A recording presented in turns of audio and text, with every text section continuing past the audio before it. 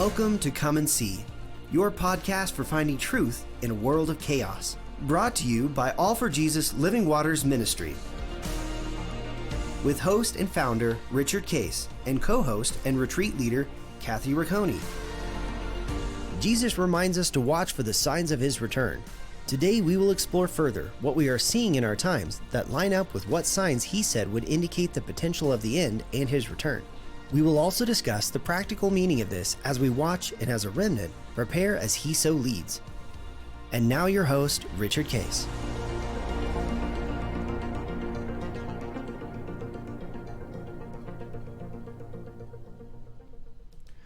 Well, good morning, Kathy. Here we are. Good morning. On End Times Friday. I believe this will be airing middle of February, right after Valentine's Day. Yeah. And we're taping this slightly ahead of Valentine's Day, so we are getting ready. I know you guys kind of go on a little overnight, right, somewhere? Yeah, we have a fun. Actually, on that Wednesday night, we will. So there's this cute little inn. I think it's in Raleigh, Mass, called the Briar Barn Inn. Yeah. That we're going to go get massages. We're going to dinner with some friends there and then staying over. It's a super cute little inn. So yeah, just looking forward to a little getaway. What about you guys? Well, we're the following weekend is President's Day weekend, and so we're heading That's up. right. We're heading up skiing. That's right. I think mountains. I knew that. So yeah. we're gonna do that, and then I told. And Linda's skiing again, which is great. Yeah, she's doing good. Yeah. Yeah, that'll be fun. And I told her we're going out to Valentine's dinner on the 13th because Denver, universally, because of the people go out to dinner. Oh yeah. They basically go to a very limited menu, and then they raise the prices to $100 a person. Because they can. It's kind of like florists. That's it. Florists, yeah. Roses become really expensive around Valentine's, right? So because they can, and then you don't really get to eat what you want. The food is fair to poor, and it's 3 times as expensive. So we just go out the night before. And right.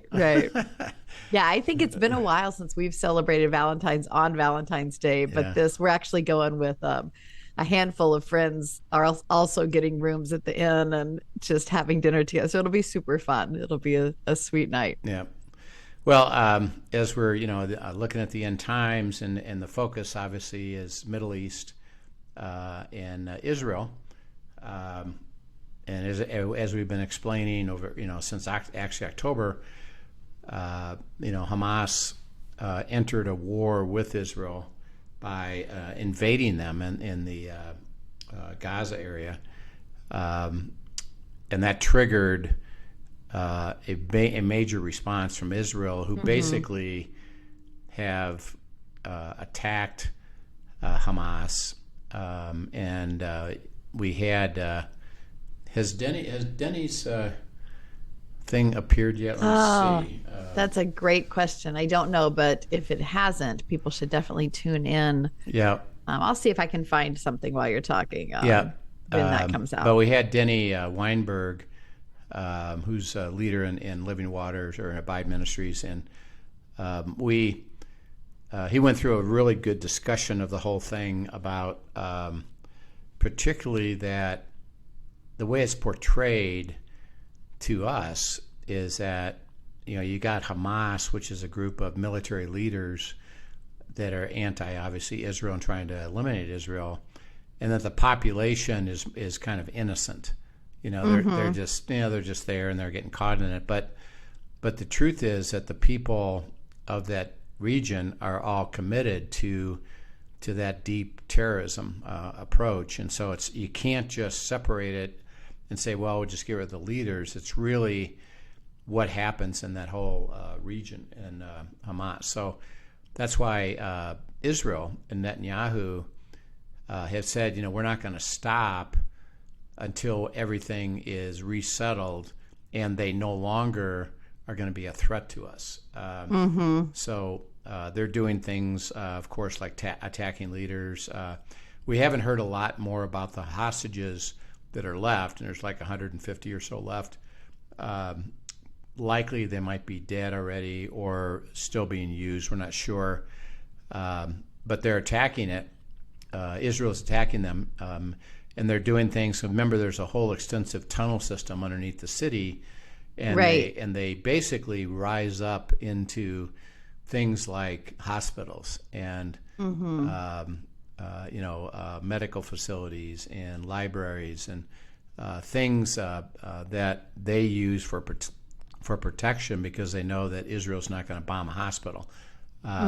So they're underneath it, and the ground troops, IDF ground troops from Israel, are in those tunnels, and they're starting to flood them to get them out. So that's happening, and they're not going to quit, even though the United States and others have asked them to. They said, well, we're not going to do it because, and as Denny explained to us, which was really interesting to me, was I think we've gone through quite a bit of a discussion about how governments are formed in Israel with there's like 11 or 12 different parties. Nobody ever gets a majority.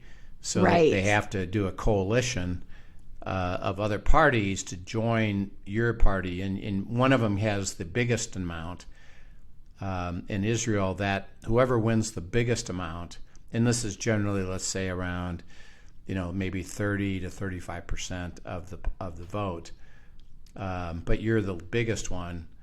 Now you have 30 days to get other parties to sign, and they literally sign an agreement that I will support this, and we're gonna do this together.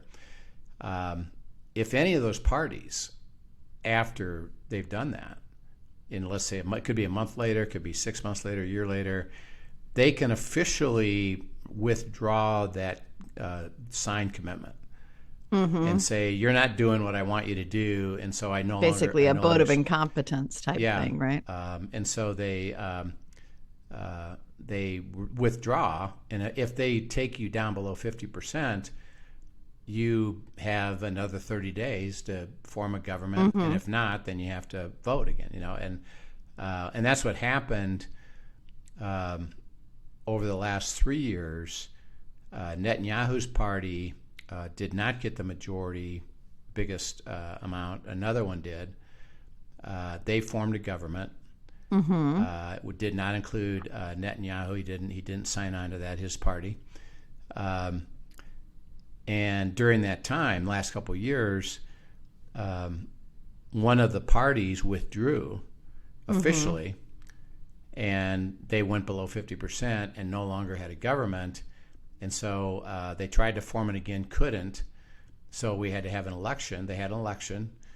Netanyahu's party got the majority. And this is just a year ago.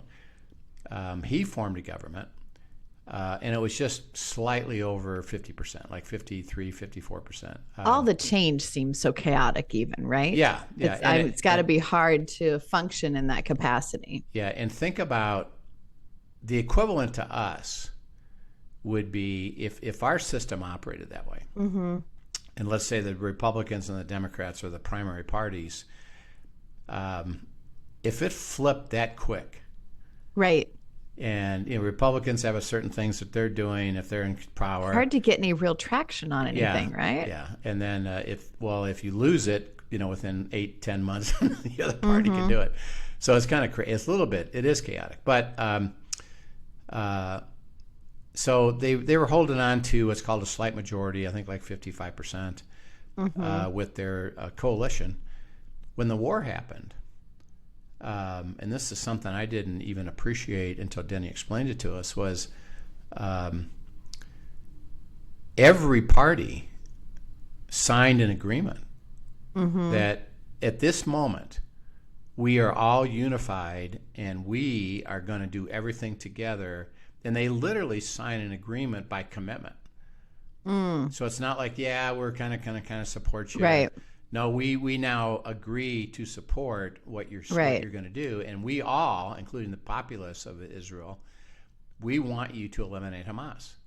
And we're in. And we're going to stay that way until they do. Until it's done, yeah. And then when it's done, if they want to at that point, they could say, okay, now we're going to take our official agreement back and go back to, being in a different mode. And so the interesting thing is that Israel is completely committed, both by, in a sense, legal legislator and the population, of eliminating Hamas, and they're working at it. Now, their desire is, because it's such a depressed area, and of course, a lot of damage has happened. Right. Would be what they're trying to do is get the United States and Saudi Arabia to join them and form a coalition, a world coalition that would reinvest in Gaza, but with assurance that there'll be no terrorism, and that the people of Gaza will have to agree to that, so that they don't ruin the opportunity that they're going to be given. So that's their approach. I did just look back at the schedule, and if my notes are right, Denny's first segment will have aired on February 15th. So yesterday, if you're listening to this today, February 16th, Denny's first segment will have been yesterday. Go back and listen to that. And then we have him again next Thursday, sharing some just incredible insight on the things going on in Israel. Yeah, that's really good. He's got really good connections over there. He's got some friends actually that live there and feed him information. And so what's happening is that, of course, they're focused on Gaza. We remember Hezbollah's in the north in Lebanon, and they have had some attacks over the last couple weeks from there. Iran and Iraq have fired missiles from Syria in Iraq, both toward Israel, but also they have had some success in U.S. military places. And some people have actually died from it, and that triggered a response by the United States, and then in the Can you speak into some of the Red Sea stuff too? Tell us what's going on there, and because our response is escalating there, I believe, right? Yeah. So there's a group supported by Iran. Remember, these are all Shiites, and they're against the West and against Israel particularly. The Red Sea is a major thoroughfare of transportation. Absolutely. Lots of trade that happens there, right? And so you think of tankers and, big boats that are taking supplies, back and forth to Yemen and Sudan, Egypt, Saudi Arabia. They all use that as a trade place. Well, in the south, Iran has supported a group called the Houthis, Houthi, the Houthis, and they're attacking boats in the Red Sea to try to shut down the movement of boats. Well, the United States, with their missile capability, have been attacking the Houthis, right, to try to free up the traffic. But the Houthis, because that is having a worldwide impact on the economy. It is, because it's impacting supply chain stuff. Particularly think of oil. Oil has to be transported, out of Saudi Arabia. So it's kind of a big deal. And as we try to understand it, it's kind of an interesting place, because none of this is going in what we call a full-scale war. So they haven't elevated it yet to a place where it would take Saudi Arabia or the United States or Israel to go into a big war with Iran, for example. And so it's still been localized at the Houthis in the Red Sea, knowing it's being funded and it's being supported by Iran. And Iran and Lebanon and Syria, they're nipping, what I call nipping, with attacks, but they're not escalating it to a point of forcing. Now, what we see is this getting, drawn in. So the question is there something coming up that is going to escalate it to a much bigger place and put the whole Middle East. I read a little article this morning in the Morning Brew. I don't know if you get that email. That's a good little top view just of quick stories. But it was talking about how the UK, the government there has even spoken now that, where they used to be in a post-war era, they are definitively in a pre-war era now. Yeah. That is the stance that they are taking and how they're prepping and how they're looking at things is a pre-war era. Yeah. Which was interesting. Yeah. And when you use that term, think about what does that imply, in pre-war versus post-war. Yeah, that it's not a, recuperating, rebuilding, reconstructing. It is preparing for things to escalate. Yeah. Right? Yeah. So right now, because there isn't any signal of a kind of a slowdown or a termination, or even trying to establish a level of peace, they have to look at it as it could escalate. And Russia and China could join, and the tension is high, and you can't ignore it and say, well, I guess it'll be fine. Right. You've got to pay attention. You have to expect and be prepared for that it could escalate. And that's what, as everyone's, listening to us, we just urge you to at least keep receiving good information and be aware, because it could have a gigantic impact. Like, for example, if there's a disruption in the oil supply, it'll skyrocket our gas prices and have a big effect on our economy. I mean, and then what do we do militarily in the Middle East? How do we respond? We've responded right now with a little bit of attack when we've been attacked, and the Houthis specifically, they're trying to eliminate them shutting down the shipping lanes. But they're pretty strong, and they've got a lot of weapons coming from Iran, and U.S. doesn't really want to escalate it themselves. So they could, right now if they wanted to, and just say, you know what, we're just going to go in after every single boat that they can get after and get after the Houthis and just take them out. But if they did that, they'd escalate the war. So everybody's kind of walking on eggshells, is what I would say. Yeah. But at the same time, there's a lot going on, but they're walking on eggshells. At the same time, they're not diminishing it.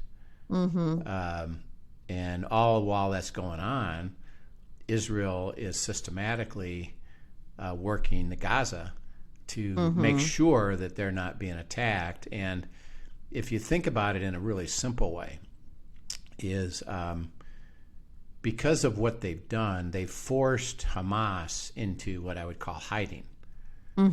Their goal now is just hide and be protected, and they're doing it through these tunnels and exiting the country and a variety of things that they're doing. But what they're not doing is any offensive activity against Israel, because they're on the run.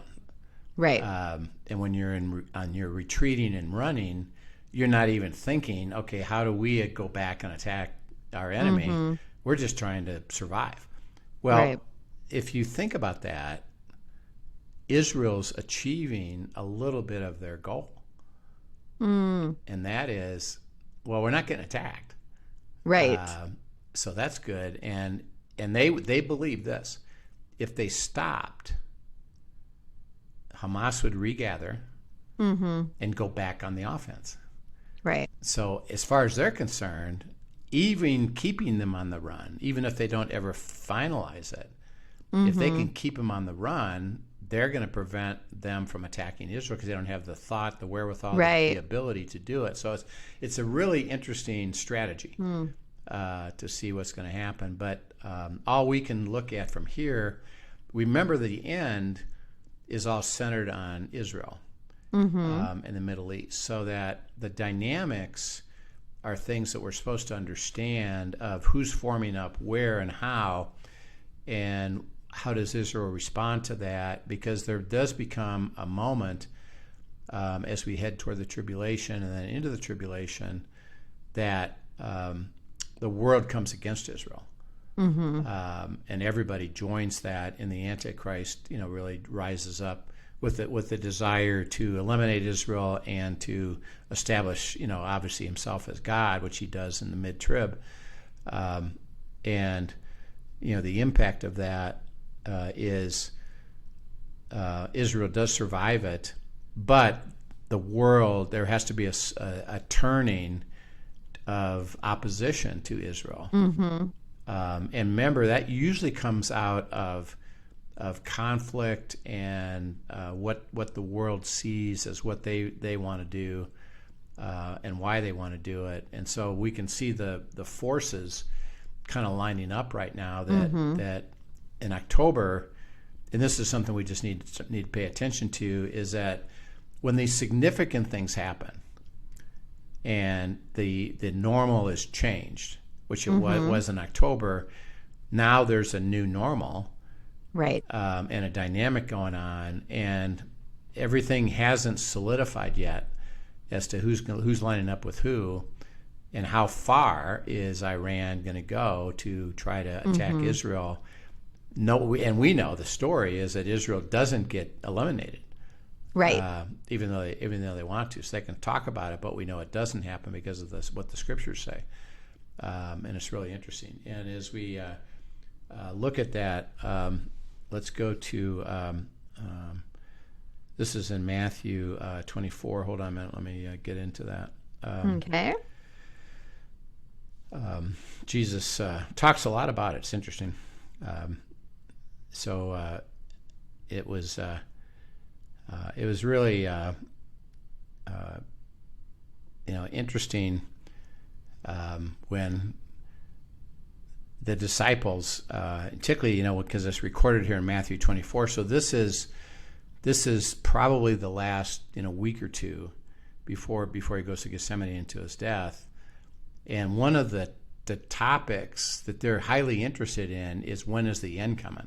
And then they raise it up and talk about it, and he answers it. If you go to, let's go to Matthew chapter 24 and read verses 29 to 31. Actually, no, we're gonna do different verse. Do 3 through 14. Sure. Now, as he sat on the Mount of Olives, the disciples came to him privately, saying, "Tell us when these things will be, and what will be the sign of your coming and of the end of the age?" And now, Jesus by the way, just stop just a second. The disciples, in a sense, at this point, hadn't connected any dots yet. Okay. So remember, their expectation of Messiah was what? A political ruler, really. Political ruler. That was going to set them free. And that you're the Messiah. That's what they called him, Messiah. You're the Messiah. Their view of the Messiah was that he was now going to set up a earthly kingdom and rule, and the Romans would basically be overthrown, and they would start ruling, what they would consider the known world. And if you remember, this is always funny, even in the upper room, as he's getting ready to go to his death, their questions are, which of us get to be number one in your cabinet? Right. And how are we? So they're still thinking political in that sense, they're right? still thinking political, and we're going to co-rule with you, and we're going to be the big shots, running the show, and you're, of course, the head. But Jesus talks about, he keeps talking about his death and resurrection, which they kind of, they just, for some reason, they just didn't ever understand that, or they didn't, pursue it. Like, tell us more about it. It's like, right.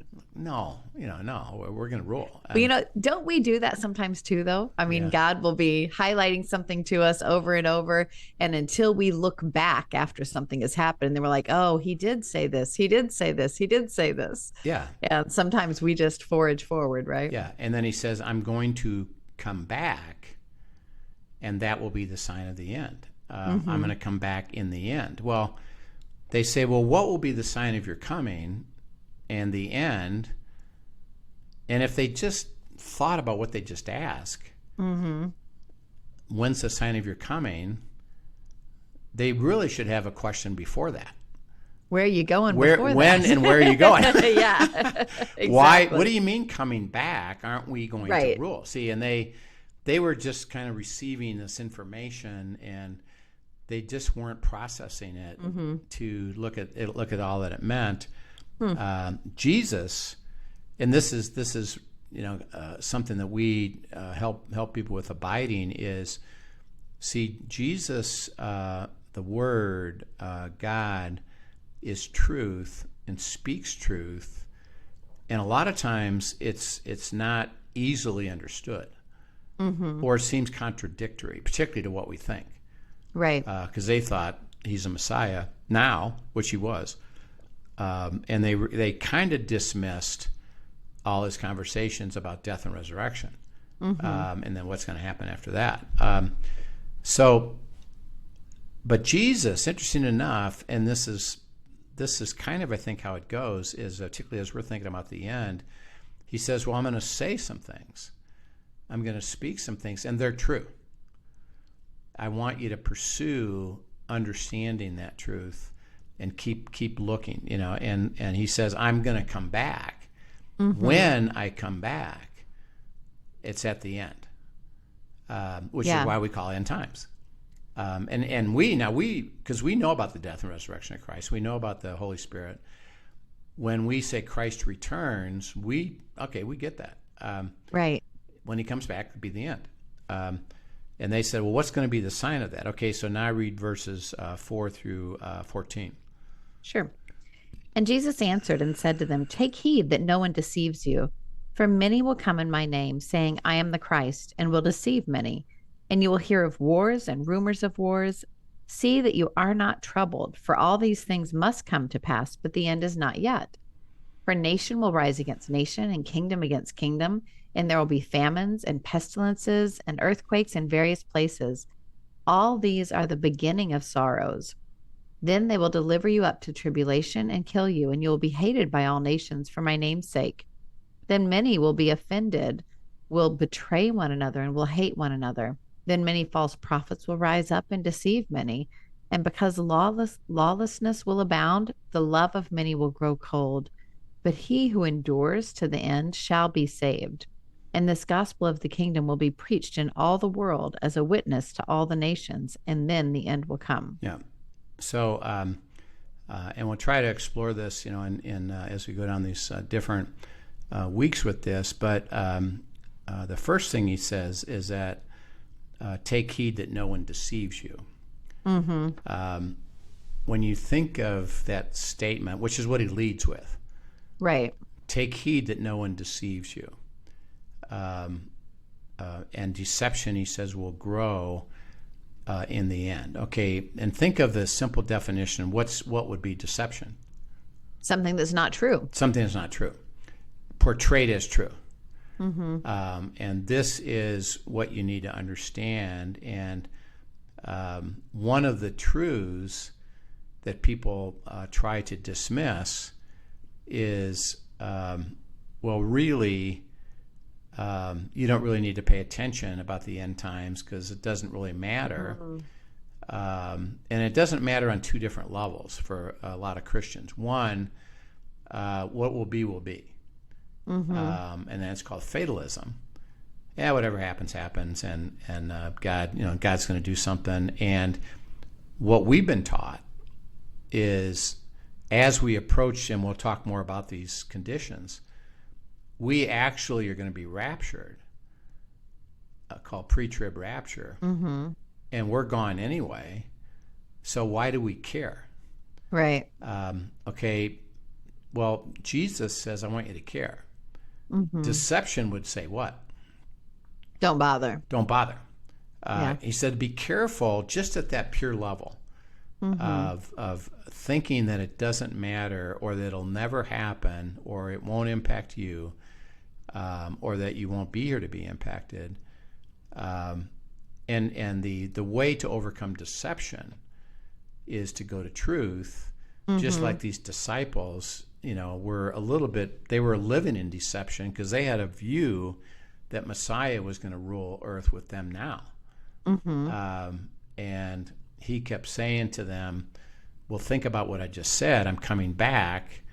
And they should have started putting the dots together, but they didn't. Right. They were actually living in deception. And see, God his goal isn't to, I'm gonna work really hard and persuade you. It's, do you have a heart to receive? Be careful that you don't get deceived. And we'll talk more about that. What does deception look like as we're approaching the end here? And why is that so important for us to be careful of? And we'll talk more about that. So we'll catch that up next week. I would urge you, if you haven't listened to Denny, he's talking specifically about Israel, what's going on in Israel. Yesterday would be the first session, and then next week will be the next session. And we're going to start having him on a more regular basis. Yeah, too, we're going to to have Denny on as a regular.